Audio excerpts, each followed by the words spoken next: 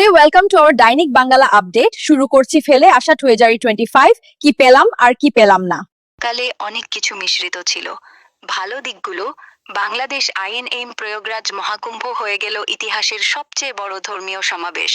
প্রায় 1.6 কোটির বেশি লোক এসেছিল। অর্থনীতি খুব জোরে ছুটেছে। বছরের প্রথম দিকে জিডিপি গ্রোথ 7-8% ছুঁয়েছে। সেপ্টেম্বর কোয়ার্টারে তো 0.3%। বিদেশি ইনভেস্টমেন্ট বাড়ছে। ইনফ্রাস্ট্রাকচার প্রজেক্টগুলো চলছে জোরে। স্পোর্টস চ্যাম্পিয়ন্স ট্রফি জিত ভারত নিউজিল্যান্ডকে হারিয়ে। দিল্লি অ্যাসেম্বলি ইলেকশনে বিজেপি 2/3 মেজরিটি নিয়ে জিতেছে। স্পেসে চন্দ্রায়ন 3-এর সাকসেসের পর আরও কনফিডেন্স বাড়ল। খারাপ দিকগুলো, এটার অ্যাটাক আর নাক্সেল অ্যাটাক বেশ কয়েকটা হয়েছে। পাহাড়গাম, বিজাপুর, রেড ফোর্ট ব্লাস্টের মতো ঘটনা। পঞ্জাবে বন্যা, হিটওয়েভে 50 ডিগ্রিজ ছুঁয়েছে কোথাও কোথাও। এভিয়েশন সেক্টরে অনেক সমস্যা, প্লেন ক্র্যাশ, ফ্লাইট ক্যান্সেলের ঝামেলা। মণিপুরে এথনিক ভায়োলেন্স চলছই, সিএম পর্যন্ত রিজাইন করেছেন।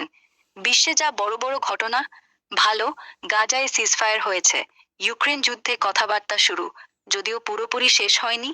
এআই এর ওপর প্যারিস সামিটে গ্লোবাল রুলস হয়েছে। খারাপ, ট্রাম্প আবার প্রেসিডেন্ট হয়ে ট্যারিফ যুদ্ধ লাগিয়ে দিয়েছে।